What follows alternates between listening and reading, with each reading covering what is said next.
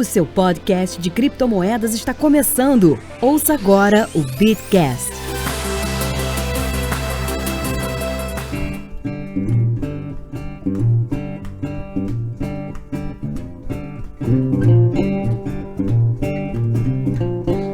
Bom dia, boa tarde e boa noite para você que nos ouve, tudo bem? Mais um Bitcast começando e hoje nós vamos falar sobre um assunto que é muito importante você saber, que é muito importante você ter na sua cabeça. E para falar sobre o phishing comigo hoje, Paulo Aragão, meu companheiro de bancada. Paulo, tudo bem? Fala Zé, como é que você tá? Primeiramente aí agradecer quem tá ouvindo a gente em mais um Bitcast, em mais um episódio. E se você já tá ouvindo a gente aqui agora, você já sabe o tema, e esse é um tema que eu tô propagandeando já faz um tempo, hein, Zé? O Paulo fica fazendo a propaganda e eu esqueci de gravar, mas tudo bem. E conosco aqui, Gwyn, nosso companheiro do TI. Tudo bem, Gwyn? Fala, pessoal, tudo certinho? Mas hoje, pessoal, nós vamos falar sobre um assunto mega importante sobre a sua segurança. Tão importante quanto o mantra de que exchange não é carteira, é o mantra do cuidado com o que você clica na internet. Pode parecer bobo, mas como tá nos manuais dos criptomoedas, mexer com criptoativos é ser o seu próprio banco. E ser o seu próprio banco também envolve uma camada extra de segurança. E essa segurança que você tem que ter é a segurança que você tem que ter ao navegar. Porque existe um golpezinho safadinho, um golpezinho chamado phishing. Gwyn, você que é um cara que manja dos paranauê da internet, consegue ajudar a gente para explicar para o nosso ouvinte o que é o phishing? Consigo sim, Zé. Bom, em primeiro lugar, eu sou especializado em segurança digital e, como tal, eu lido diariamente com vários tipos de ataques, vários tipos de situações nas quais os hackers tentam obter alguma vantagem ou do usuário, ou do programa, ou do exchange, ou do aplicativo, enfim. O hacker sempre vai tentar conseguir o máximo de ganho de uma forma que ele consiga roubar ou a empresa ou o usuário. E uma forma muito comum, muitíssimo comum, de o hacker chegar até o usuário e tentar fraudar o usuário para ele conseguir informações e, consequentemente, algum ganho financeiro, ele vai usar uma técnica chamada phishing. O phishing nada mais é do que o hacker tentar, de alguma forma, fazer com que o usuário caia em uma armadilha. Essa armadilha normalmente é numa forma de um site exatamente igual a um outro site legítimo, onde o usuário é obrigado a colocar algumas informações pessoais, por exemplo, e-mail e senha, e com isso, o hacker, através dessa página falsa, ele vai conseguir obter essas informações da pessoa. Ou seja, de um modo prático, o phishing ele é basicamente quando você cai por acidente em uma página falsa, por exemplo, do Facebook, digamos. E no Facebook você sabe, quando você vai fazer o teu login, quando você vai acessar a tua conta, você precisa colocar a tua senha, né, suas credenciais, que são a sua senha, no caso do Facebook, e o seu e-mail. Bom, essas duas informações já são suficientes para entrar, para acessar a sua conta no Facebook. Então, o que o hacker pensa? Eu vou fazer uma página falsa para que o usuário, quando ele entre nessa página falsa, pareça o Facebook. Ele naturalmente já vai lá para cima, vai colocar o e-mail e a senha, e quando ele clicar em entrar, na verdade não vai entrar no Facebook. O que vai acontecer é o e-mail e a senha vai para a conta do hacker. Ou seja, o usuário acaba sendo o ponto fraco e a vítima desse ataque. E acho que é importante falar também, né, Gwyn, que os fraudadores não estão só no seu e-mail. A galera, o mundo hacker, onde tem uma brecha, o pessoal tenta se aproveitar dessa brecha para tentar ganhar alguma coisa. E, por exemplo, a gente tem phishing de SMS. Quem nunca recebeu aquela mensagem do Banco do Brasil de um número no DDD XPTO da vida falando: resete agora a sua conta, e chega um link do BitLife. Isso também é um phishing. Eu normalmente respondo mandando essa pessoa tomar naquele lugar, tal, chamo de bandidos, caramba. Tem também um caso, aliás, tem um caso muito conhecido no Facebook, acho que em 2008, 2009. Pode parecer muito tempo, mas naquela época a rede social já tinha seus 200, 300 milhões de usuários, onde as pessoas compartilhavam alguma... E é sempre assim, compartilhava alguma coisa e quando você clicava, a página abria como se você tivesse tendo que fazer o login novamente no Facebook, como se tivesse dado um bug no seu navegador e o seu usuário tivesse sido desconectado, e aí, sem querer querendo, você passava suas informações pro fraudador, e aí o fraudador ia explorar essas informações de outras maneiras. Tem também a fraude por e-mail. Eu viro e mexo, recebo um de outro sentido, mas você recebe, baixa aqui o arquivo do Google Drive que você pediu, baixa aqui não sei o que, Dropbox. Eu, como sou advogado, recebo muito, já tá até tudo, normalmente o Google até joga pro spam, mas sempre recebo e-mail, segue o documento não sei o que. Como o meu e-mail no meu escritório jurídico, os fraudadores tentam dar esse sentido. E normalmente essas mensagens sempre põem um senso de urgência, e é aqui que a gente entra com o psicológico das pessoas, que eu acho que é importante, como o Gwyn falou, quando o Gwyn comentou, o elo fraco dessa conta, dessa cadeia toda é o usuário. E o fraudador sabe, 99% das fraudes, o fraudador tenta impor um sentimento de urgência em você. Então, por exemplo, chega aquela mensagem falsa do banco falando, sua conta vai ser bloqueada se você não fazer esse procedimento de reconfiguração de segurança. Da Exchange, olha, sua conta vai ser... Se você não fizer esse procedimento de double check, de rechecagem, nós vamos bloquear sua conta. E assim vai. Operadora de telefone. A pessoa fala, não, urgente, clica aqui para você me ajudar. Normalmente a mensagem sempre tem um sentimento de urgência em cima disso. A urgência, na verdade, né, Zé, é um gatilho mental, né? É até um gatilho mental que as pessoas usam, inclusive, para fazer vendas, né? A fórmula de lançamento, por exemplo, que a gente vê sendo divulgada por aí, usa justamente esse senso de urgência. E o phishing, como é um golpe, é que nem o próprio nome, é uma analogia, né? A pescaria, ele joga a isca e vê quem morde. É a mesma coisa que a gente tinha, por exemplo, na época do sequestro do filho. Lembra? Que todo mundo já recebeu uma ligação de madrugada falando que o filho tinha sido sequestrado, que o resgate ia ser pago. Então, pois é, todo mundo recebeu esse tipo de ligação. O golpista, né, ele vai se reciclando.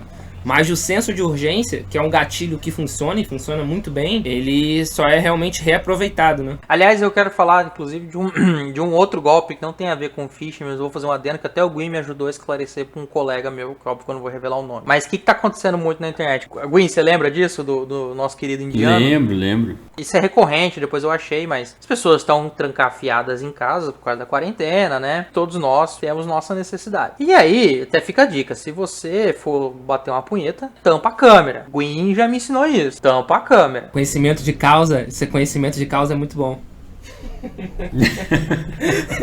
Eu tenho que ter uma hombridade pra falar, só pode falar quem já testou.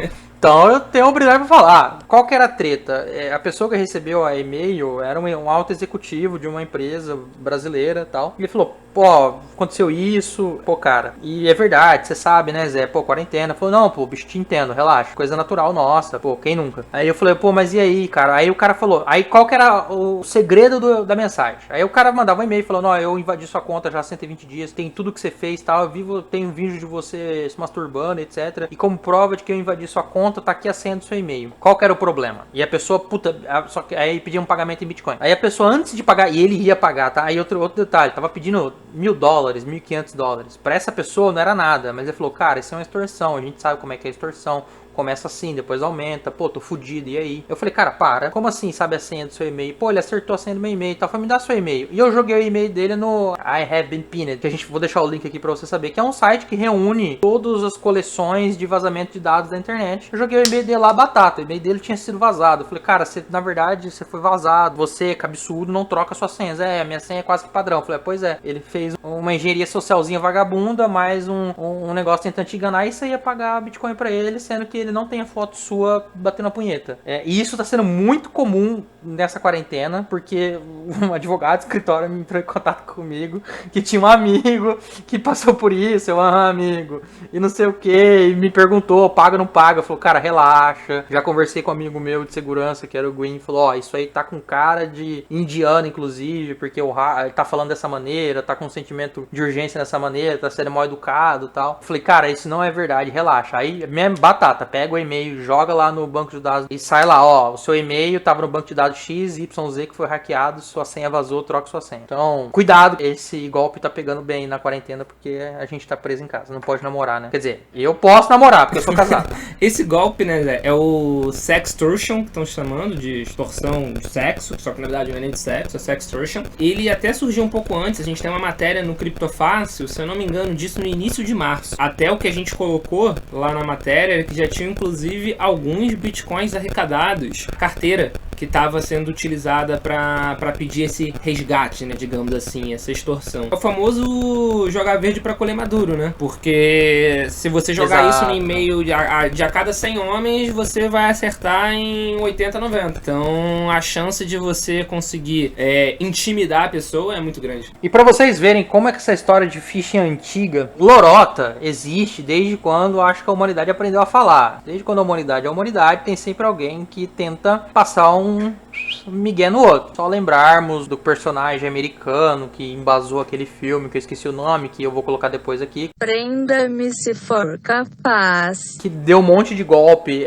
de cheque, que falava que era aviador na TWA ou na Panem. O nome do cara era Frank Abagnale. E a Gwen é um cara fantástico. Cara, história de criminoso pra mim, que eu tenho que estudar esse tipo de coisa, é batata. Golpe existe desde quando o mundo é mundo. Mas o phishing, como a gente conhece, em meados da década de 90, inclusive, Gwen, você conhece o Ken Smith? Não. Ken C. Smith? Diz o Wikipedia que era um hacker famoso da década de 90. Certo. Como se você não conhece, não existe.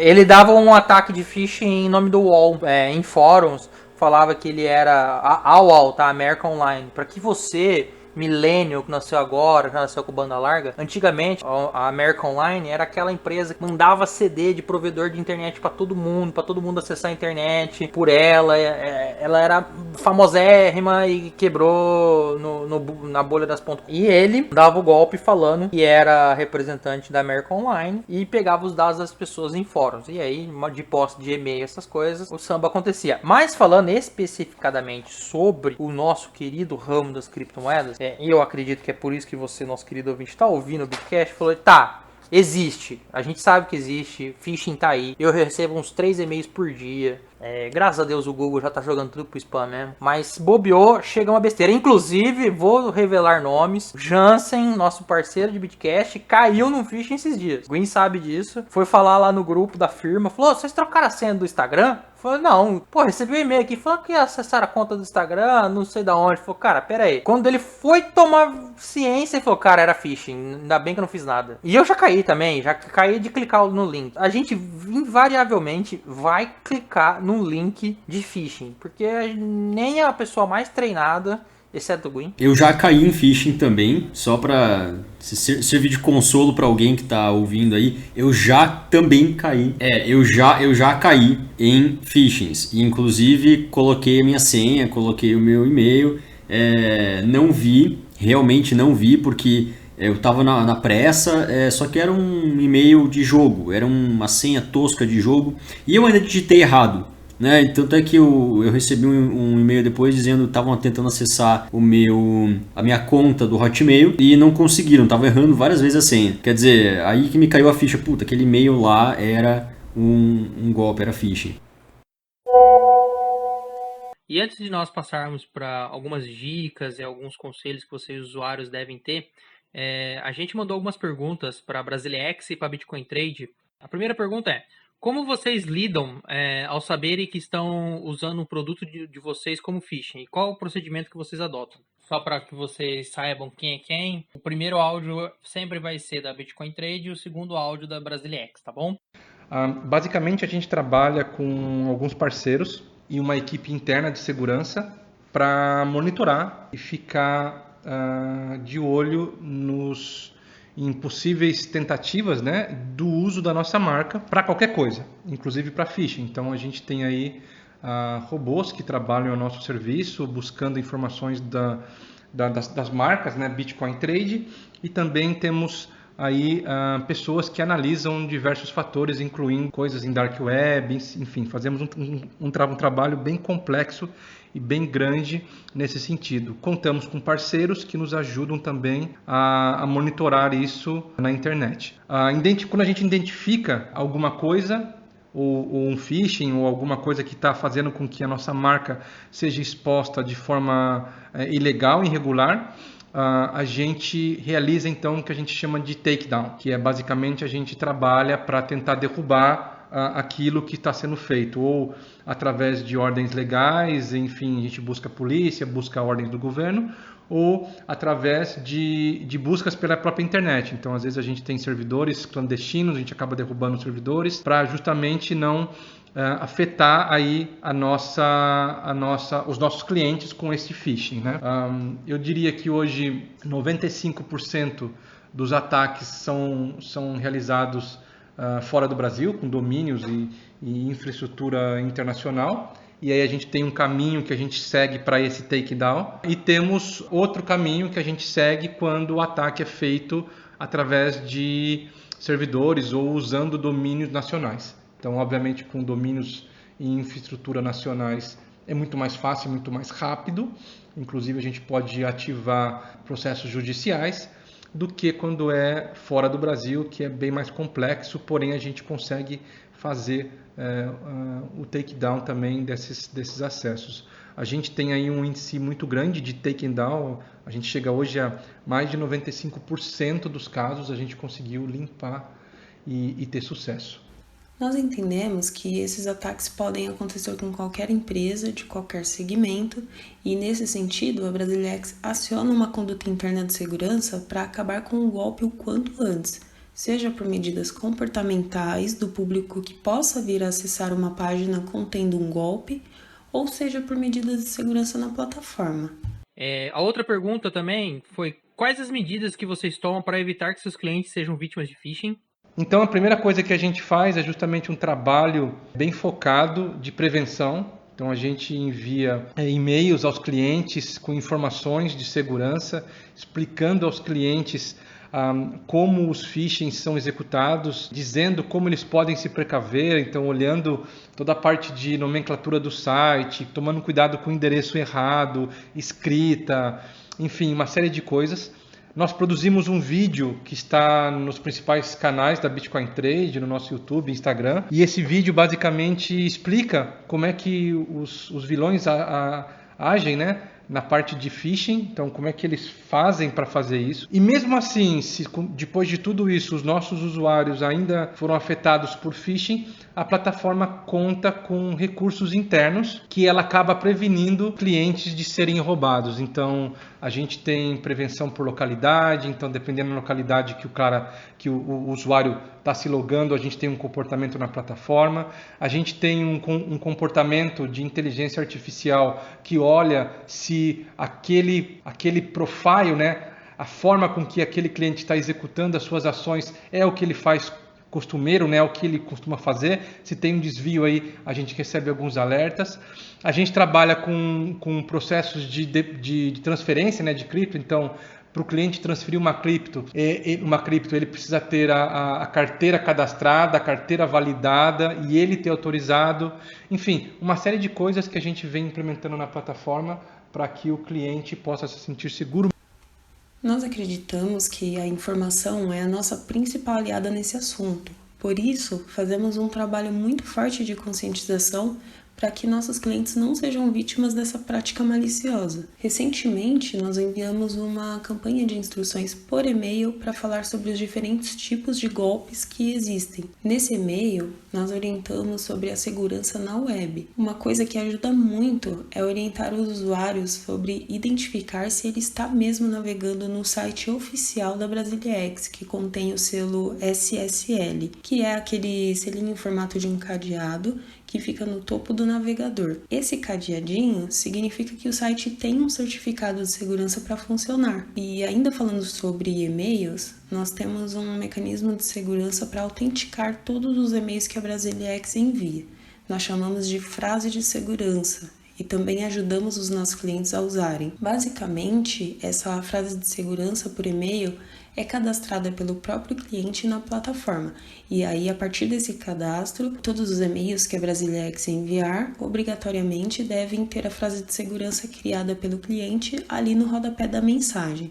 Caso não tenha essa frase, o e-mail deve ser descartado e avisado para nossa equipe imediatamente. E por último, a gente perguntou também se eles podem contar algum caso inusitado ou esdrúxulo de tentativa de phishing que já tentaram empreender contra os clientes. Vamos ouvir eles aí rapidinho.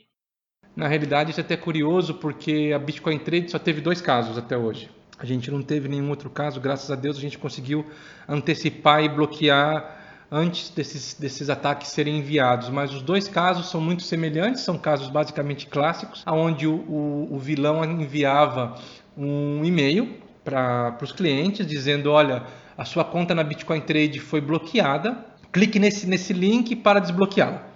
E aí o cliente, pegava os clientes meio desesperado, os clientes clicavam, os usuários clicavam neste link levava para um site, e esse site era o site exatamente igual a Bitcoin Trade, né? A primeira página era exatamente cópia fiel da nossa página, com cores, logos, tudo exatamente igual, só que tinha um único problema e uma única diferença. Se você olhasse na barra de endereço do browser, o nome que eles usaram não era www.bitcointrade.com.br ou bitcointrade.com.br. O nome era bitcontrade.com. Então eles comeram pequenas palavras do nome da nossa empresa, .com, então não era .com.br. E isso, quando você coloca na barra de endereço, o usuário, o cliente desatento, que está ali quer fazer a coisa rápida porque recebeu um aviso que sua conta ia ser bloqueada, não quer perder o seu dinheiro, ele nem olha nisso, ele nem olha isso, ele nem olha como está aí escrito, de forma correta ou não. Então, o cliente ali entrava, tentava fazer um login na corretora, como uma corretora normal, e aí vem a segunda coisa interessante e inusitada. É que você tinha um certo layout no site, que é basicamente o nosso site. Porém, quando você ia para a segunda página, que era basicamente, ele pedia para você recadastrar o seu 2FA, repetir 5 vezes o seu 2FA, o layout da página era uma coisa de criança, uma coisa que minha filha de 5 anos de idade fez. Era tão mal feito, mas tão mal feito, e o contraste entre a primeira página com essa página era tão ridículo, que realmente esse hack conseguiu pegar somente pessoas que realmente não prestaram atenção, porque a troca de visual era muito forte, era muito ruim. E ali você colocava 5 vezes o seu 2FA. Na realidade, o que ele tinha por detrás? Ele tinha um robô, que ficava escutando ali ele, e tudo aquilo que ele fazia, ele jogava para o site real, usando nossas APIs, e aí fazia o ataque e roubava os clientes. Não conseguiu roubar os clientes porque a gente contava e conta com algumas proteções dentro do saque, como cadastro de carteira, uma série de coisas que acabou impedindo ele de fazer isso. Mas esse é o caso que a gente tem, graças a Deus a gente conseguiu identificar, fizemos o takedown down, tiramos o domínio, derrubamos o servidor e graças a Deus estamos aí sem nenhum registro nos últimos meses. O caso mais persistente de um caso que aconteceu, infelizmente, foi usando nossas redes sociais. É um golpe que tenta enganar os nossos clientes, dizendo que a Brasilex vai bonificar com Bitcoin em dobro todos os clientes que depositarem quantidades de Bitcoin em um endereço X. Funciona mais ou menos assim. O golpista cria um perfil parecido com o da Brasilex, usando até a mesma foto para parecer que é a nossa rede social, e aí ele espera que a Brasilex poste alguma coisa. E logo abaixo desse post, o perfil fake publica um comentário dizendo mais ou menos assim: estamos felizes com uma recente evolução e para comemorar isso nós estamos doando Bitcoin em dobro para todo mundo que depositar Bitcoin aqui nesse endereço. E aí deixa ali no comentário o endereço. É claro que é um golpe e nós apagamos, mas existia uma certa insistência desses comentários.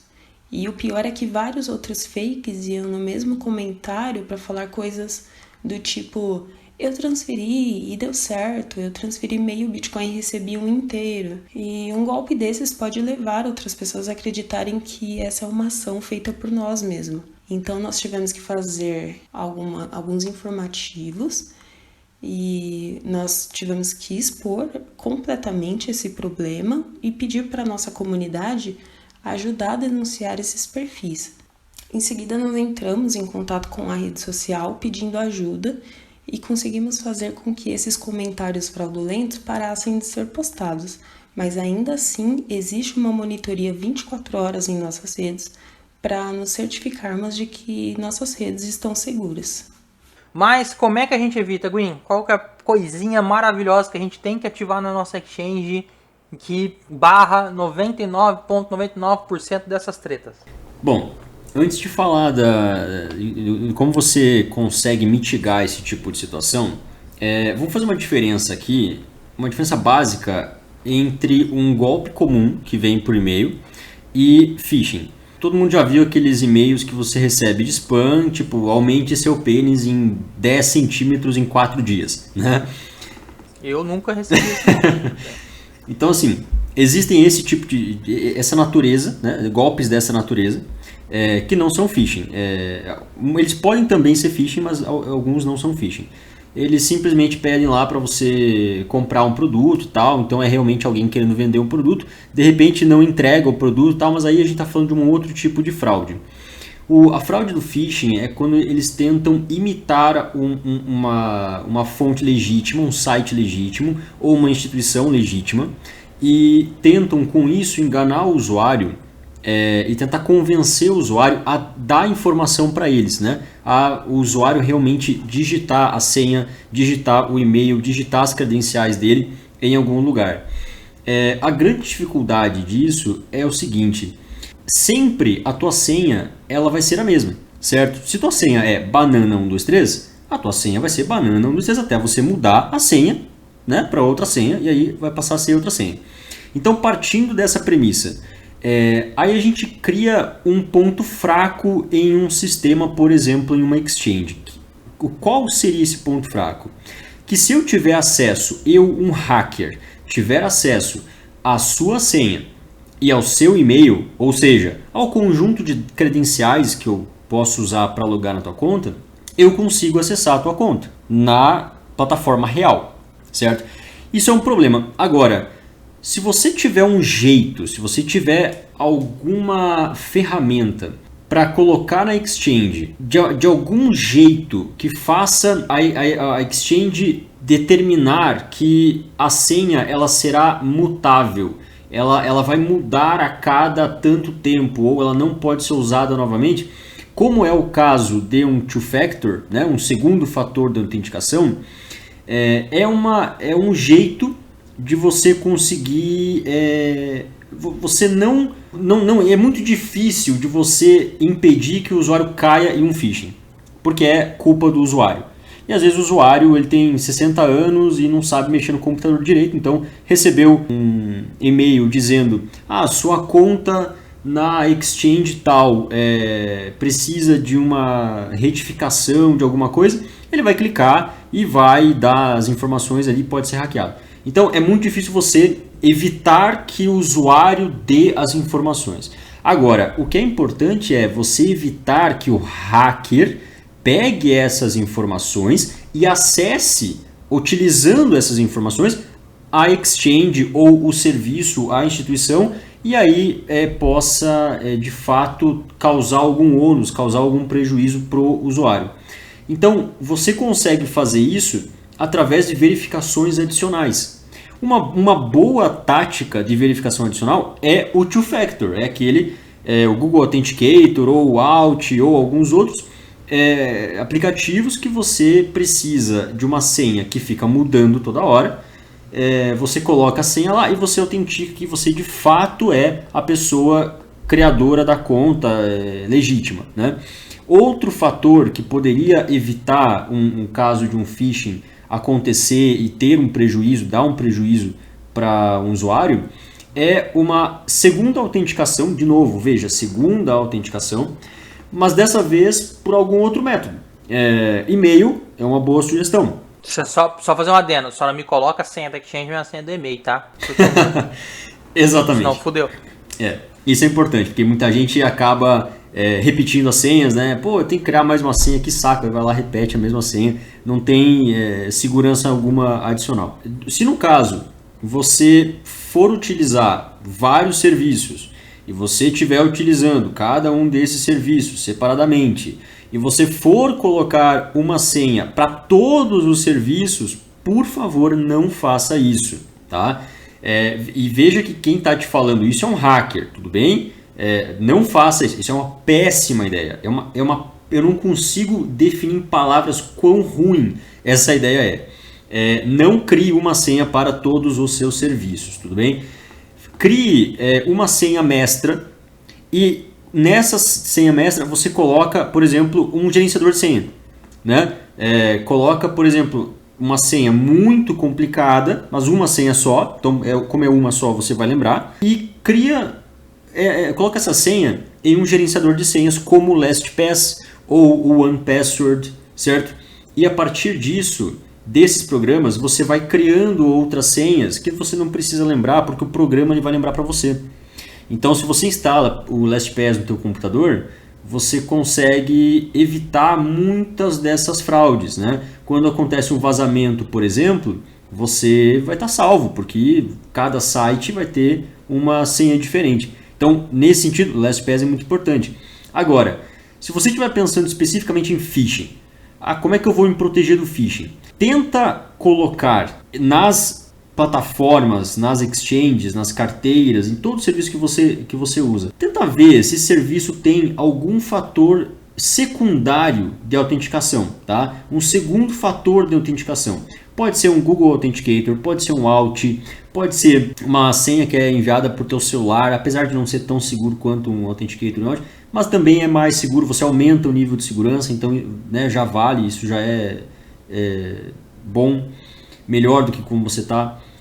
Ou você tem lá um checkbox para você marcar, desejo ativar uma verificação adicional por e-mail. Beleza, tudo bem, eles vão te enviar, como é que funciona essa verificação? Eles vão te enviar, assim que você fizer login com o teu e-mail, com a tua senha, você vai receber no seu e-mail um código, pode ser um código, digamos, de 6 dígitos.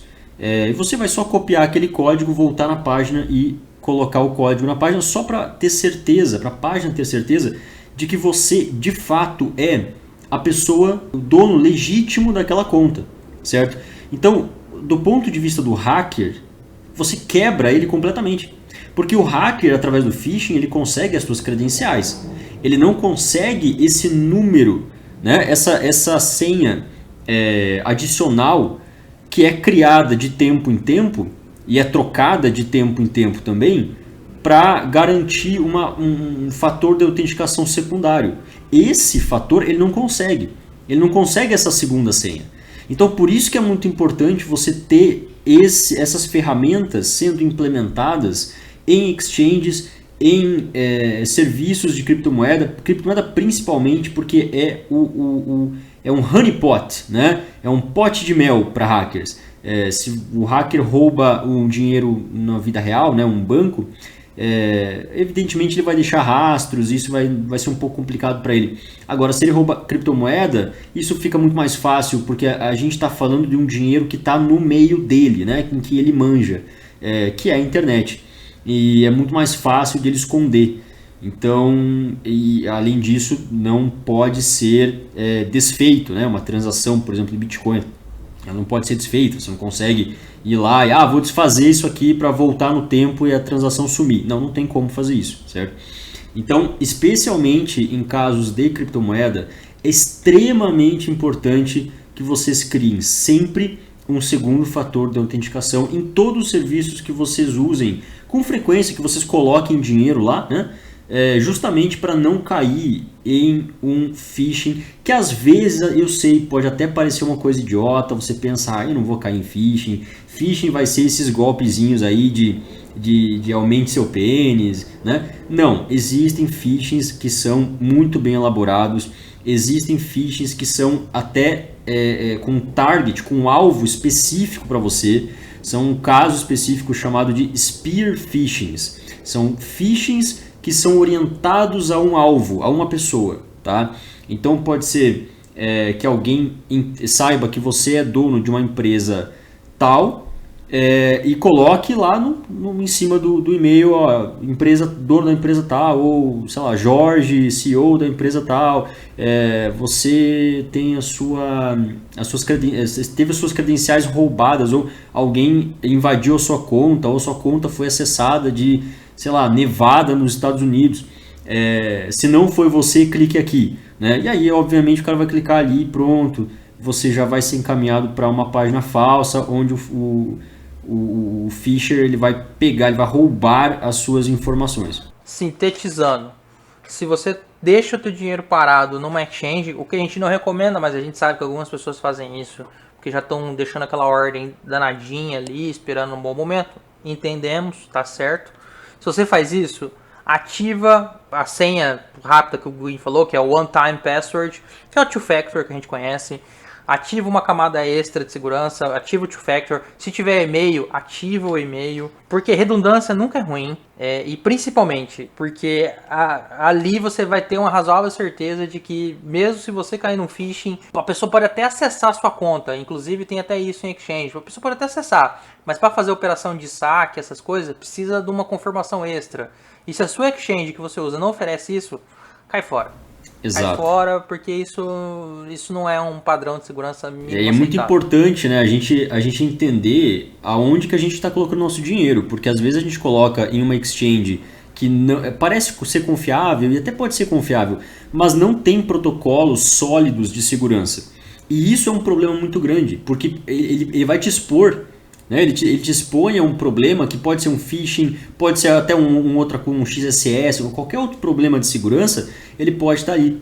Então é sempre bom você ficar atento com os padrões de segurança que essas instituições estão utilizando. Aí sim você consegue ver, opa, peraí, então pode até ser um pouquinho chato, né? Que eu sei que esses protocolos de segurança são chatos, porque eu preciso colocar mais uma senha, pô, que saco, né? Tem razão, eu concordo, às vezes é um pé no saco. Se você não deixa dinheiro na exchange, ou se você criou uma conta numa exchange só por zoeira, só para ver como é que é e tal, e você não vai usar, tudo bem você não ter two-factor, tudo bem você não ter protocolos mais fechados de segurança, certo? Agora, é aquele negócio, eu sou muito fã de você ir escalando a segurança ao mesmo ponto, na mesma proporção em que você escala teu investimento e teu risco, certo? Então, se você for colocar, se você for criar uma conta numa exchange e não quiser colocar two-factor e você nunca for usar aquela exchange, tudo bem, né? Não vou te obrigar a fazer isso. E eu sei que é chato, então tudo bem.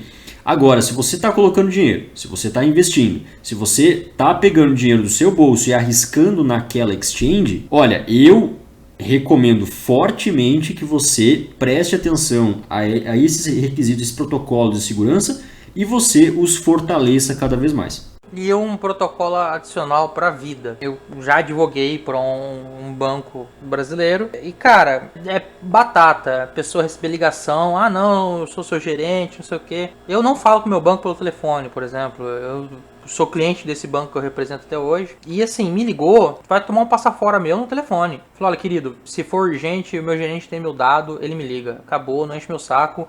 E assim, mais vale ter um cartão bloqueado por qualquer coisa do que você falar coisas que você não pode falar pelo telefone. O seguro morreu de velho. É chato, eu sei que é chato ir no banco, fazer o reset e tal. Mas vai por mim, vale mais a pena você perder 2 horas na fila do banco fazendo reset. Hoje você faz tudo pelo telefone, do que cair nesse golpe e ter que entrar com ação e começou. E se o banco sonhar que você tomou um phishing, você vai tomar na cabeça. E eu vou falar isso daqui a pouco. Só para fazer um parênteses sobre isso que o Guin falou agora no final, que recomenda que faça essa métrica, essa mensuração do quanto a pessoa está colocando para poder ativar o 2FA ou não. Eu já sou a favor de ativar 2FA, o segundo fator de autenticação, em tudo aquilo que for possível. Eu não tenho só o segundo fator de autenticação nas minhas exchanges, nas minhas contas de exchange. Eu tenho um segundo fator de autenticação em todos os e-mails em que isso é possível.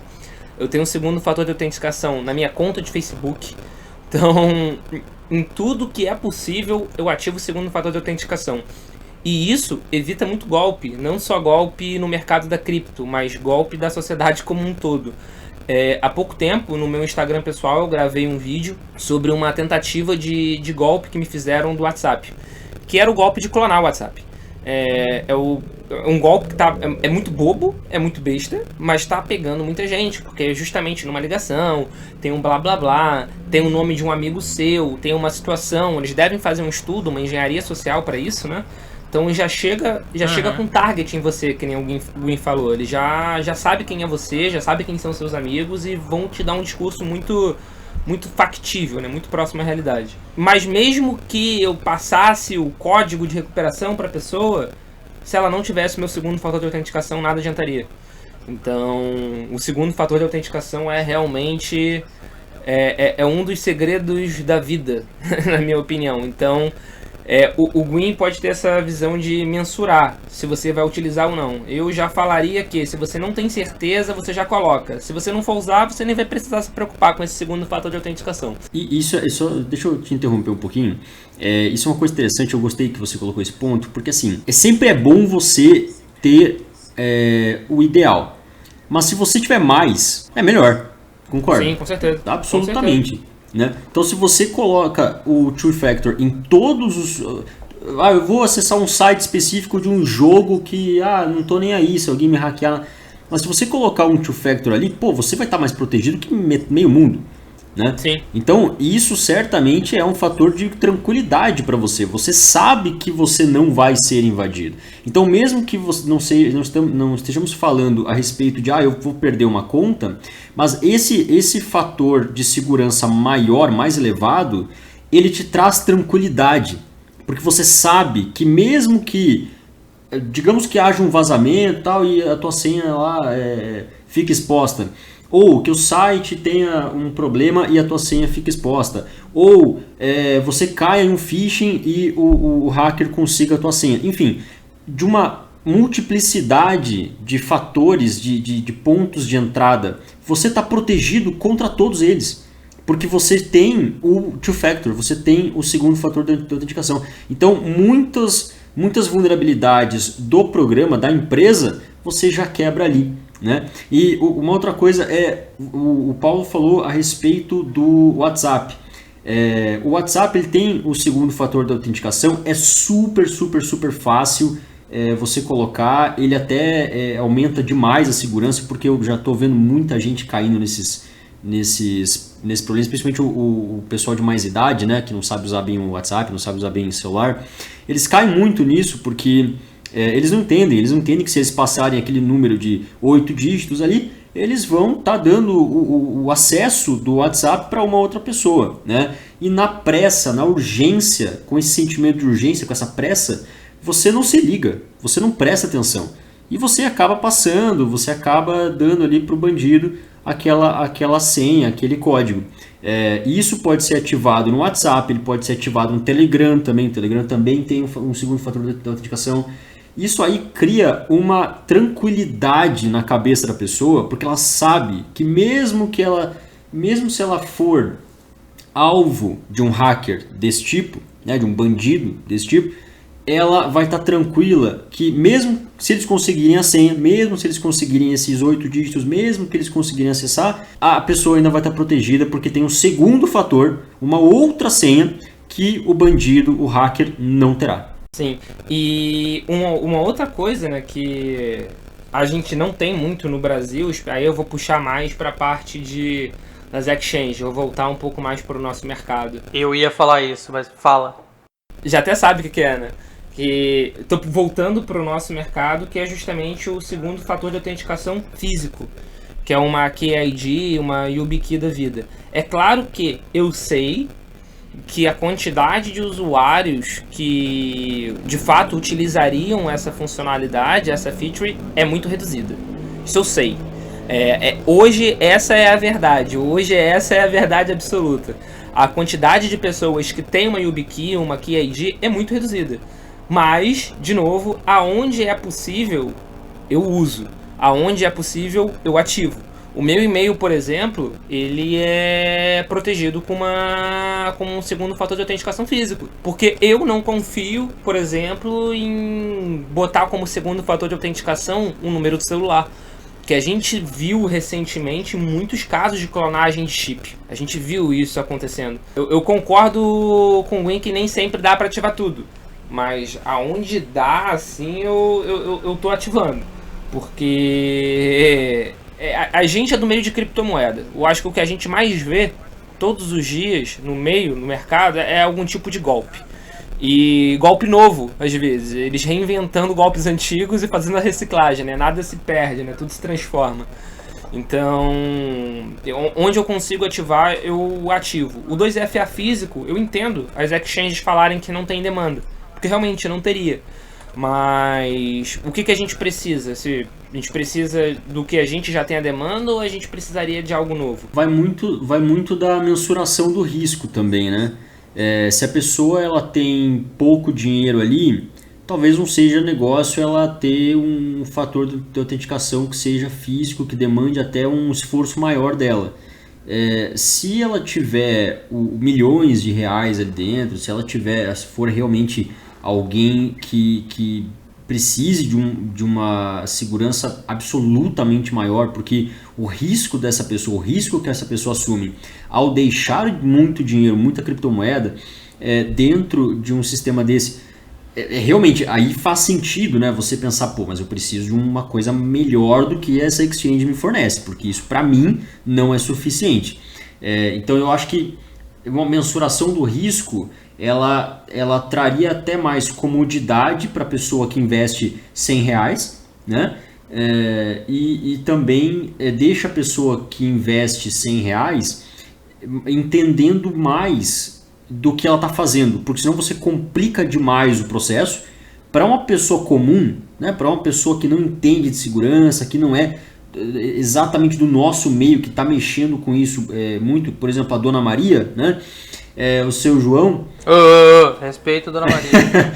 O seu João, por exemplo, ele não vai entender como funciona. E aí pode ser que você faça o processo ficar tão prolixo, tão complicado, que pode até não parecer tão complicado, mas para ele é complicado. E então ele começa a pensar, mas talvez eu não preciso fazer isso, aqui não. Não, eu acho que eu vou deixar sem esse two-factor aqui, não, acho que não precisa, acho que isso aí é demais. Né? E aí você começa a complicar demais e você acaba fazendo o efeito contrário, que a pessoa acha que está complicado e começa a desabilitar serviços que na cabeça dela não precisa. Mas Gwen, phishing não acontece só com o link que a gente recebe por e-mail, que a gente recebe por SMS. Também existem outras formas que os fraudadores utilizam para obter informações de terceiros, não é? Sim, claro. Uma dessas formas é uma coisa chamada vishing. Basicamente se trata de um phishing, que seria uma fraude para tentar tirar dado da vítima, mas através de áudio e vídeo, né? Porque até agora a gente falou de casos que normalmente são feitos através de texto, né? Um e-mail que você recebe e tal. Nesse caso é mais áudio e vídeo. Como assim? Bom, talvez até uma criação através de um deepfake, uma criação de uma voz conhecida, né? Por exemplo, o que aconteceu recentemente no caso do ex-ministro da Saúde, o Luiz Henrique Mandetta, estava circulando no WhatsApp uma voz ali, um áudio, de que ele estava orientando fazer tais coisas. Bom, na verdade, aquela voz ela é igual o do Mandetta, só que não é o Mandetta, certo? Ele é um áudio falso, ele é um áudio fabricado. Esses tipos de ataques a partir de áudios fabricados, de vídeos fabricados, eles são phishing, que é basicamente uma tática de fazer o phishing através de novos métodos, né? Um dos outros métodos também pode ser um phishing físico, né? Um phishing offline, que seria basicamente o mesmo funcionamento do e-mail, só que com cartas. Normalmente ele é mais orientado a uma pessoa específica, a CEOs de grandes empresas, a pessoas mais específicas, né? Até porque ele é um ataque mais caro, não é? O fraudador ele vai ter custo para mandar a carta para as pessoas. Então normalmente ele é um ataque menor, ele é mais orientado, mais especificado para essas pessoas de poder. E também tem um outro tipo de golpe que está acontecendo também agora. Não é muito phishing, tá? Mas só para alertar o pessoal. E umas lives no YouTube que acontecem. Por exemplo, tem uma que o Criptofácil noticiou esses dias para trás aí. Que era uma live falando do Elon Musk. Porque o Elon Musk estava em evidência por causa da Falcon 9, do lançamento lá da cápsula lá para a Estação Internacional, falando que o Elon Musk estava organizando uma doação de Bitcoin. E aí você tinha que mandar Bitcoin para o endereço que estava na live. Enfim, puta golpe que algumas pessoas caíram. Mas, mudando de assunto, eu vou só adicionar um comentário ao comentário do Paulo. Se você, proprietário de exchange, está ouvindo esse podcast, e depois eu vou falar por que eu cheguei nessa conclusão, mas para a pessoa fazer saque na sua exchange, ativa a confirmação por e-mail. Ponto. Ativa essa camada de segurança para você. Se você não quiser ter problemas depois com um cara que tinha 100 mil reais em Bitcoin, foi roubado por fatores XPTO. Ativa. Joga pro e-mail, joga pro usuário. Se você conseguir mostrar o log bonitinho, como é que eu vou falar aqui, vai solucionar. Pelo menos tende a, tá? Porque também tem juiz e justiceiro. Agora, se você deixa o cara sacar só com usuário e senha, aí você também está muito exposto ao risco. É como o Gui falou, força teu usuário na hora de sacar, confirmar por e-mail. Eu acho que tem que forçar todo mundo a ter two-factor, mas concordo que no funil entendo, não concordo, mas entendo que no funil de aprendizagem, no funil do bagulho lá de processo, que eu não lembro agora o que é, isso pode ser uma dor razoável para o usuário, pode não ser interessante. Mas se puder, faz. Só para responder o Gwyn, eu concordo integralmente, Gwyn, que muitas vezes quando você bota complexidade demais, você acaba tendo um efeito rebote, né? Que é o que você quer forçar muita segurança, o usuário vai falar, putz, isso é muito complicado, eu não vou habilitar nada. Mas é só para frisar, eu não estou falando para, por exemplo, um segundo fator de autenticação físico ser algo obrigatório, ser algo mandatório, mas sim realmente ser algo opcional àquelas pessoas sim, claro, que querem ter esse tipo de proteção. Por exemplo, ter uma ferramenta adicional, né, para esses casos. Exatamente. Por exemplo, o Gmail permite que você logue só com seu e-mail, com sua senha. Se você quiser colocar uma autenticação por SMS, ele também permite. Se você quiser colocar um segundo fator de autenticação via aplicativo, ele permite. Se você quiser colocar por segundo fator de autenticação físico, uma chave física, ele também permite. Então, na verdade, realmente como opção e não como algo mandatório. O que eu acredito que devesse ser obrigatório, que eu não sei como funciona realmente nas exchanges do Brasil, seria a obrigatoriedade do segundo fator de autenticação, seja ele qual for. Seja ele por aplicativo ou não. Eu acredito que a maior parte das exchanges já tenham a obrigatoriedade de algum segundo fator de autenticação, para pelo menos logar, e eu não sei para fazer o saque. Tem não, porque os casos da internet que eu vi, todas as tretas, tirando uma exchange, o resto ninguém falou da porcaria do two-factor. Então, muitas vezes, o golpe de phishing faz o que, na verdade? Isso de coisas que eu já vi, de matérias que saíram no Criptofácil, tá? O cara mandou um e-mail para a pessoa, ou foi um Google AdWords, onde o golpista conseguiu pagar para aparecer na frente da exchange. O que eu acho um absurdo, porque a gente tenta divulgar... Verdade, Paulo. Belo comentário. Isso já aconteceu várias vezes com algumas exchanges no Brasil, que a hora que jogava lá, tava lá um nome da exchange com um A no final. Pois é, com L a mais, com T a mais, sem um I. Enfim, a gente já viu isso várias vezes. O que até fazendo um parênteses no meu comentário, é muito curioso, porque quando a gente tenta anunciar coisas educacionais, coisas positivas no Google, ou no Instagram, ou no Facebook, a gente é censurado, a gente realmente não consegue. Mas o golpista que está fazendo phishing, o cara consegue. Mas enfim, então muitas vezes joga o nome da exchange no Google, aí clica no primeiro, que é um patrocinado e é um link falso, e é o que o Gwyn falou, é a cara do site original, é a cara do site oficial.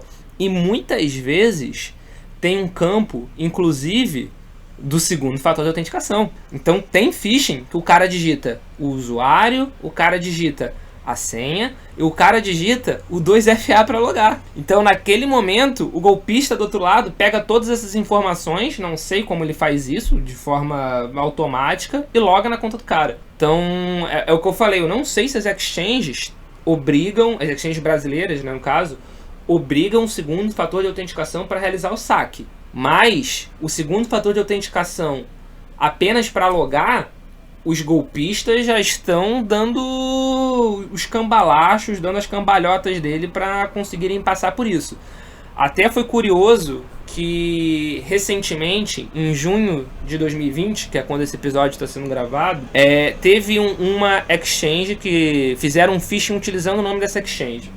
E mandaram um e-mail para várias pessoas, que provavelmente eram as pessoas da lista da Atlas vazada, e falava assim no e-mail: você tem 48 horas para... Como é que é? Você tem 48 horas para atualizar os seus dados de KYC. Caso você não faça, a sua conta será bloqueada, assim como o seu saldo em criptomoeda. E é justamente o que a gente falou, né? Utilizando a questão de urgência, a questão de bloquear dinheiro e tudo mais. Mas o engraçado é que eles colocaram assim, no final do e-mail: horário de atualização de documento de KYC, de 8 da manhã às 8 da noite. Tá vendo? O hacker trabalha só no então eu não sei qual é o formato que ele faz, mas eu sei que a exchange que estava sofrendo essa tentativa de phishing, estavam fazendo phishing usando o nome dessa exchange, tem pelo menos o 2FA obrigatório para logar. Então o cara que tá fazendo o golpe, ele tá querendo, inclusive, pegar o 2FA do usuário. Por isso que ele colocou aquele horário. Eu não sei se ele faz isso manualmente, eu não sei o que ele faz. Mas ele tem, inclusive, um horário de funcionamento do golpe. Não é bagunça, né? Isso aqui não é bagunça. Então, realmente, eu acho que precisa ver esse processo de segurança como um todo. Porque, reforço, eu não sou um usuário muito ativo das exchanges. Eu não sei se as exchanges brasileiras, no momento, tem obrigatoriedade de 2FA na hora de sacar. Mas isso, pra mim, é uma coisa essencial. Assim, as gringas que eu utilizo, tem. E isso pra mim faz todo sentido. Não é só o 2FA na hora de logar. Porque na hora de logar, o atacante, o golpista, pode muito bem conseguir uma vez. Agora, pra vocês verem como é que phishing e as pessoas vão ao judiciário. Na verdade, só pra contar pro ouvinte, esse episódio surgiu num debate meu e do Paulo há uns 2 meses atrás, porque vira e mexe uma exchange é condenada a ressarcir um usuário que foi fraudado e tal. E eu falei, cara, mas tem uma coisa muito estranha. Deixa eu estudar isso com mais a fundo. E no banco, normalmente a história começa assim: fulano acessou um link. Pra todo mundo saber, assim, o juiz principalmente, a gente tem que botar na cabeça que o juiz não entende como é que é esse mundo das criptomoedas. Mas o juiz sabe como é que funciona o banco. Normalmente, os processos contra os bancos sempre começam assim. Cliquei no e-mail, recebi um e-mail, por exemplo, tem um caso que eu achei aqui que é assim: eu recebi um e-mail de securityserver.net.com e era uma pessoa de Niterói, daqui do Rio de Janeiro, contra o Banco Santander. E respondeu e tomou-lhe, deu tudo e acionou o banco, foi vítima de phishing. Nitidamente foi vítima de phishing e acionou o banco na justiça. Em primeira instância ainda o juiz deu ganho de causa, mas o tribunal deu-lhe um passo fora. Falou: não, a responsabilidade de guarda de dados bancários é do titular e ele tem que ter as cautelas, ele tem que adotar as cautelas necessárias para se proteger. Tem gente que toma fraude da B2W. B2W, pra quem não sabe, é a dona submarina americana, Shoptime, etc. Que vai lá e vê um anúncio de uma Smart TV de 4.000 por 1.200, é uma cópia do site. Quando ela foi ver, ela não recebeu a televisão e aciona a B2W e tenta processar, e foi vítima de phishing. A hora que você vai ver, é um phishing. No setor bancário, exceto quando quem está julgando é justiceiro ou justiceira, porque tem que tomar cuidado também que existe pessoas, membros do judiciário, que são justiceiros. Mesmo o usuário estando errado, mesmo o usuário adotando práticas não recomendadas, é capaz do cara fazer o seguinte, e é uma coisa que acontece. Então, pela teoria do risco, ele tem que ser responsabilizado a ressarcir o usuário se o usuário é penalizado, se o usuário sofre algum golpe. É tutelar demais, é ser babá demais das pessoas. Eu acho que o judiciário não serve para isso, mas tudo bem. No caso das exchanges, o problema começa quando a gente tem que separar, e é a mesma coisa dos bancos, fortuito interno de fortuito externo. Só para explicar para todo mundo, fortuito interno é quando problema acontece na execução do serviço, o problema acontece dentro da exchange, dentro do banco. Fortuito externo, o problema não foi ocasionado na execução do serviço Ou o problema não foi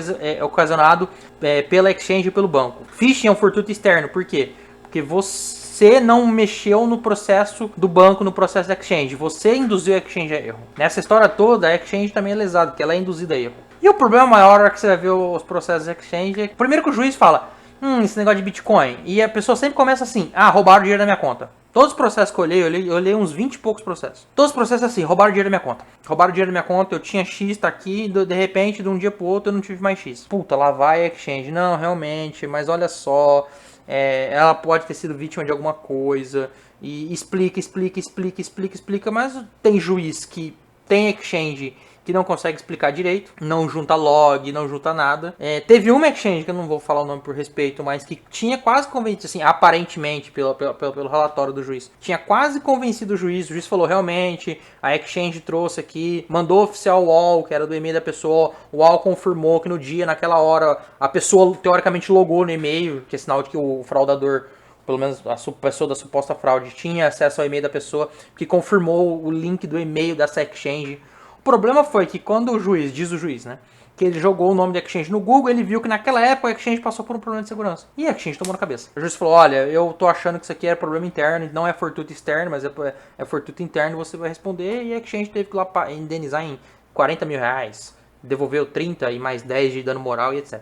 Então assim, sinceramente, como profissional do direito que me cabe comentar, se você é dono de exchange, ativa 2FA, ou pelo menos manda um e-mail para o usuário autorizar o saque, e você vai se livrar de um imenso problema. Qual o problema? O problema de que, eu mandei um e-mail para ele, e o e-mail dele estava lá, ele confirmou, ele é o dono do e-mail dele. Você manda oficial o provedor do e-mail, se for quem que seja que for, você manda oficial e fala, fulano logou nesse dia, logou. Muito obrigado. Você logou. Você consegue se proteger. Agora tem uma questão também, que eu até comentei com o Paulo no privado. Isso não vai safar ninguém de todo modo. Como eu falei, sempre tem um juiz justiceiro. E aí, a gente não pode fazer nada com o juiz justiceiro. O juiz vai falar, você tá errado, tem que proteger o consumidor de qualquer jeito. Beleza. Só que você consegue mostrar pro juiz que que não... Porque assim... A pessoa sempre chega no judiciário falando, fui vítima de uma fraude da exchange. O processo sempre começa assim, eu tinha um dinheiro, de repente no dia pro outro não tinha mais o dinheiro. A pessoa não conta que foi vítima de um phishing, até porque se ela foi, ela vai tentar culpar a exchange de qualquer maneira. Ela não vai assumir por uma questão psicológica, ela não vai querer assumir por uma questão psicológica, não vai querer assumir por uma questão de que o advogado dela vai falar pra ela não assumir. O seu advogado sabe isso e processo de exchange, mesmo assim, é um puta do mau caráter. Mas a pessoa começa o processo assim, olha, eu tinha dinheiro, eu fui, de repente, de um dia pro outro, eu fiquei sabendo que sacaram dinheiro da minha conta. E aí você, com a exchange, tendo um material probatório decente. Chega lá com o log, tá aqui, o log bonitinho, mostra. No dia tal, a pessoa logou. Na hora tal, ela usou o 2FA. 2FA, excelência, isso aqui. Então era o celular dela, ou era o telefone dela. Tudo bem, mas ela logou, beleza, vamos supor, como o Gui falou, o hacker logou. Tá bom, o que ele vai fazer? Vai comprar Bitcoin? Tá bom, vai dar nada. Agora o cara vai sacar Bitcoin. Se o cara vai sacar Bitcoin, o cara faz uma camada extra de segurança nesse momento. Bota ou um two-factor de dispositivo, que a pessoa colocou no dispositivo dela, ou bota um e-mail. E manda o link pro e-mail dela e grava isso no teu log. Fala, olha, a pessoa mandou pro e-mail. Porque a sua linha de defesa olha, logou com o e-mail dela, logou com a senha dela, colocou o two-factor dela e ainda mandei um link pro e-mail dela, ela confirmou que ela era ela. Só podia ser ela. Não tinha como saber que era outra pessoa. Eu não garanto que todo mundo vai vencer, mas eu garanto que vai evitar um monte de dor de cabeça. Agora, só terminando. Era uma coisa que eu falei pro Paulo outro dia. O dia que eu pensei nessa solução, eu tenho certeza que outras pessoas pensaram nessa solução. Se não botar em prática ainda, provavelmente é porque o custo com o advogado para defender e a indenização tá valendo a pena do que implantar, teoricamente, essa dor no user experience. Colocar essa camada extra de dificuldade na experiência do usuário na plataforma.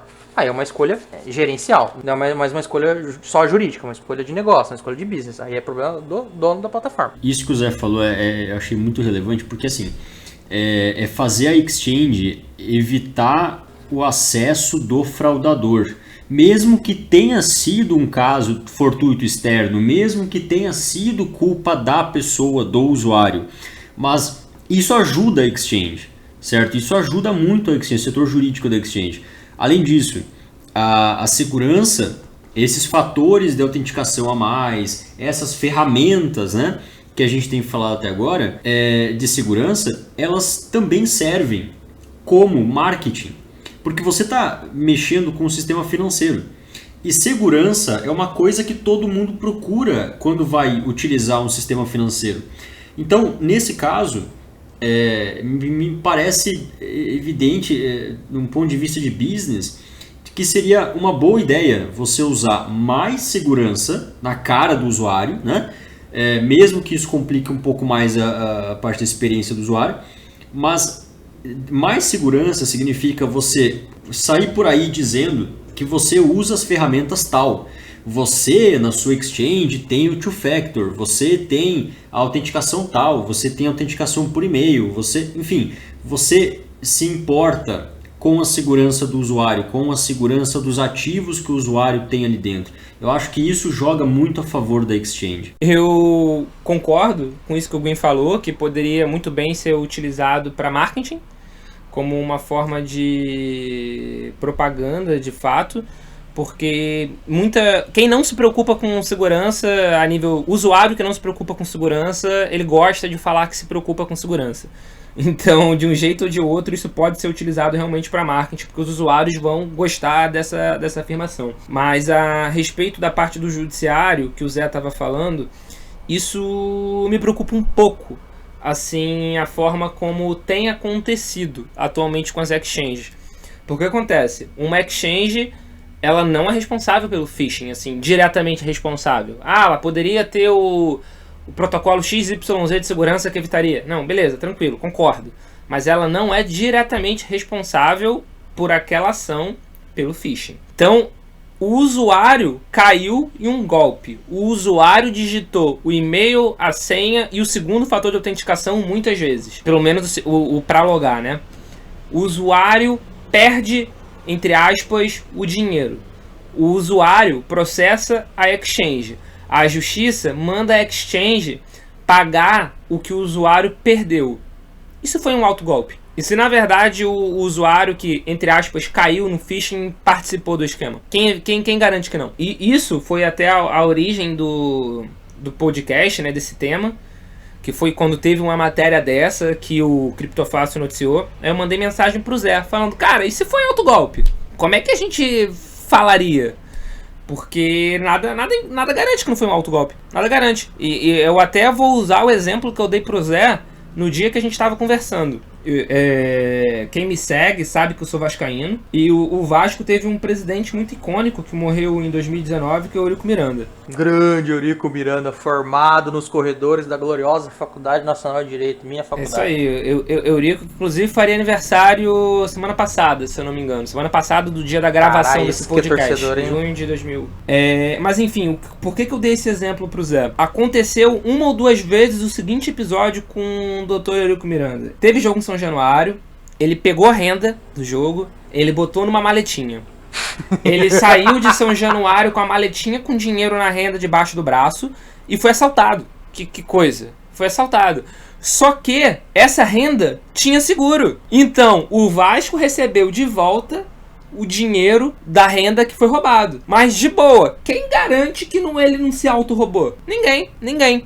Então, isso eu fiz essa analogia com o Zé no dia e puxei pro lado dos exchanges. Quem garante que esses phishings que estão processando as exchanges não foram um auto-phishing? A gente não consegue garantir nada. Então, é muito complicado. Tipo, esse é um tema, pra mim, muito difícil. O 2FA, pra mim, ele deveria ser obrigatório até no saque, independente da experiência de usuário ou não. Isso realmente é por questão de segurança. Se você não quer ter esse trabalho, você não usa aquela exchange, ponto. É uma estratégia que realmente comercial que não pode ser interessante, mas pra mim deveria ser. Mas é um tema muito complicado, porque tirando o 2FA, e se o usuário, mesmo assim, falar que caiu num phishing, que era exatamente igual até a tela de saque do cara, sei lá, whatever.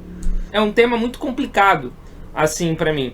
E o 2FA de código, ele tem fragilidades. Ele tem muitas fragilidades.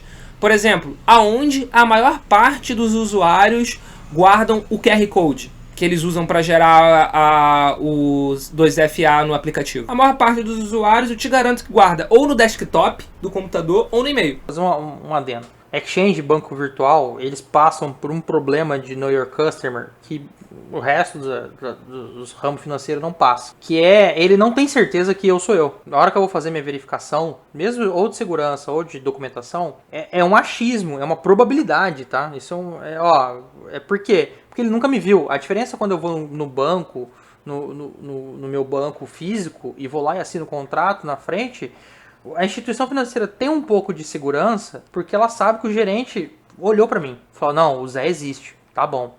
A exchange, no final das contas, ela faz essa análise de probabilidade. Logou com o e-mail do Zé, usou a senha que o Zé cadastrou, logou com o colocou o two-factor do Zé. E eu ainda mandei um link pro e-mail do Zé, pro Zé confirmar que ele queria sacar. Só pode ser o Zé. Ah, não era o Zé. Bom, desculpa, mas aí ocorreu alguma... Aí você vai provar pro juiz por A mais B. Olha, tá aqui. Eu consegui cumprir todos os requisitos. A pessoa logou, a pessoa fez isso, a pessoa fez isso. Por exemplo, eu vi um caso uma vez de um banco, que não era o que eu defendia, mas era o Santander, eu acho. Que ele foi condenado. Sabe por que o juiz condenou o Santander? Eu achei até engraçado. Falei, nesse ponto aí o juiz pode ter um pouco de razão. Porque a pessoa... O fraudador fez 4 operações assim seguidas, em intervalo de 10 minutos, 10 transferências, 10 contrata crédito, essas porra. Falou, e teoricamente ele tinha que estar com esses 4 OTP, que é o One Time Password, que é as 4 senhas de two-factor. Porque vai mudando de cada 30 segundos, cada 1 segundo. O juiz falou, pera aí, se fosse uma operação eu dava ganho de causa pro banco. Agora, como é que você vai me garantir que a pessoa fez 4 operações de saque, uma seguida da outra, usando 4 senhas rápidas, diferentes uma da outra, e conseguiu aprovar todas? Aí o juiz falou, tem alguma coisa errada no sistema do banco. E eu concordo com o juiz, nessa hora tem que ter alguma coisa errada. Ou é fraude do autor, ou é uma fraude dentro do banco. Existem algumas formas de você evitar cair em phishings que vem por e-mail, né? Um e-mail que é lá de um remetente aparentemente confiável. Não adianta muito você checar o remetente do e-mail, porque às vezes o remetente é de fato, ou está dizendo, né, que é de fato a empresa que você espera. Então o melhor seria você checar o link, porque se o link for a exchange.com.br, tranquilo. Agora, se você tem um link, sei lá, exchange.confiável.banana.net, você provavelmente vai ter um problema, tá certo? E esse problema vai ser, o site é banana.net, não é a exchange.net, certo? Então é melhor você checar o link da onde você está clicando, né, para onde você vai, ao invés de você checar o remetente do e-mail, porque é possível também que ele consiga fraudar aquele campo de remetente, aquele campo onde você vê, da onde que está vindo, né? Da onde que está vindo esse e-mail, quem é que mandou esse e-mail. É possível o hacker conseguir alterar aquele campo e te enganar. Então é sempre bom você não dar tanta atenção, né, ao remetente do e-mail quando são serviços financeiros. É mais prudente você clicar com o botão direito, por exemplo, ali no link, e você provavelmente vai aparecer, sei lá, copiar link, algo nesse sentido. E aí, sem você acessar o link, você já vê qual é o link, né? Qual o formato do link. E aí tenta definir ali qual que é o domínio, né? Que domínio que está vindo. Porque se for, normalmente eles começam assim, é fraude do Banco do Brasil, tudo bem. Então o site, ao invés de ser bb.com.br, vai ser um negócio assim, bancodobrasil.bb.acessoseguro.rwxky.com.br/acesso seguro, o teu nome, resetar senha, sei lá, né? Então, assim, esses links são muito complicados e são com um domínio estranho, que não é bb.com.br. Normalmente o domínio é totalmente... parece uma confusão, uma sopa de letrinha, né? Que são domínios que são gerados automaticamente, por isso que eles viram uma sopa de letrinha. Então, normalmente é ftrjmu.com.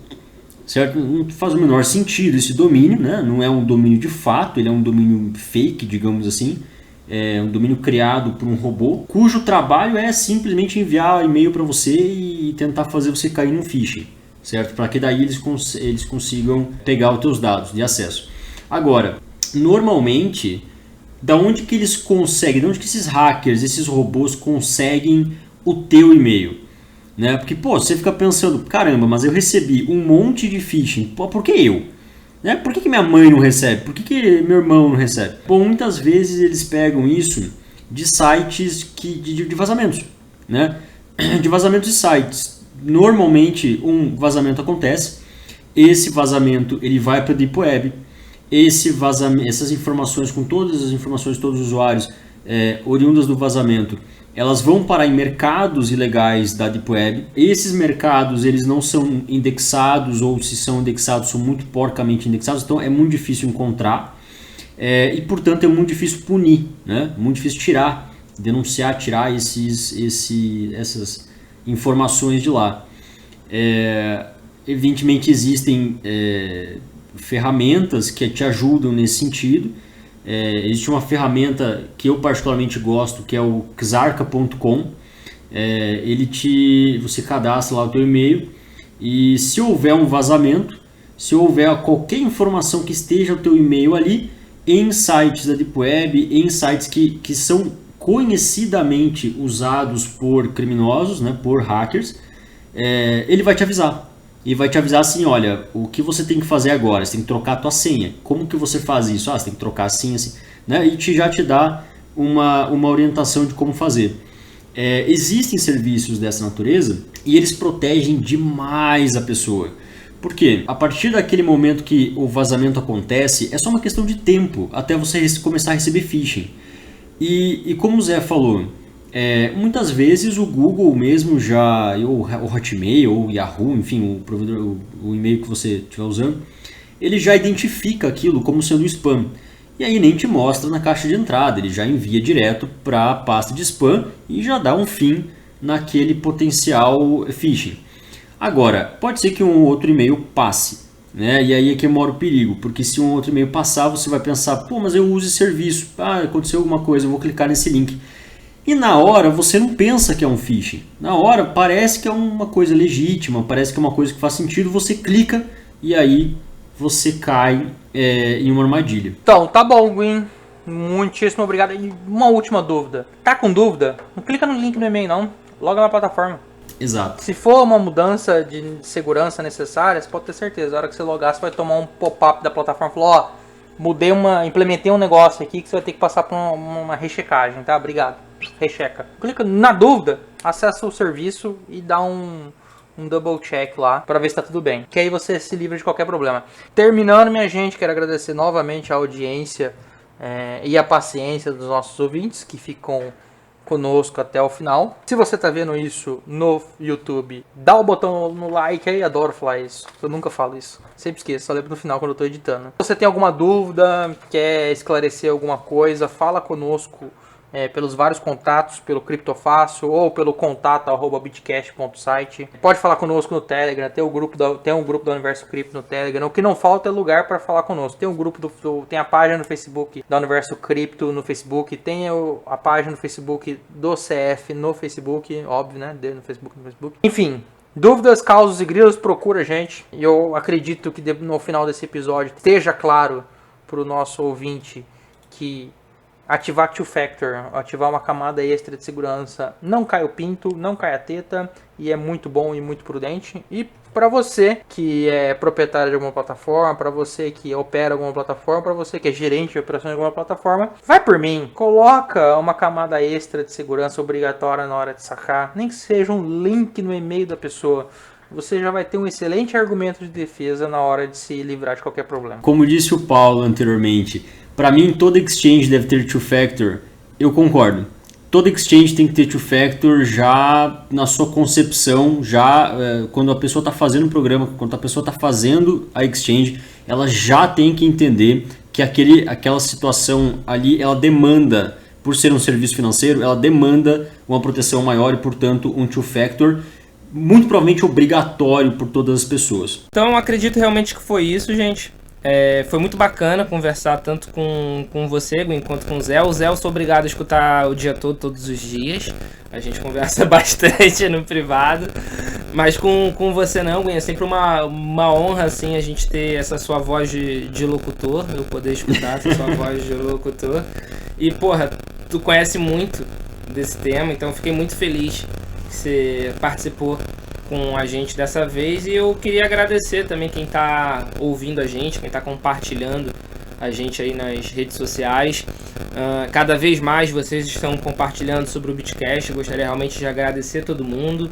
E qualquer comentário é o que o Zé falou, o que não falta é rede social, é meio de comunicação com a gente.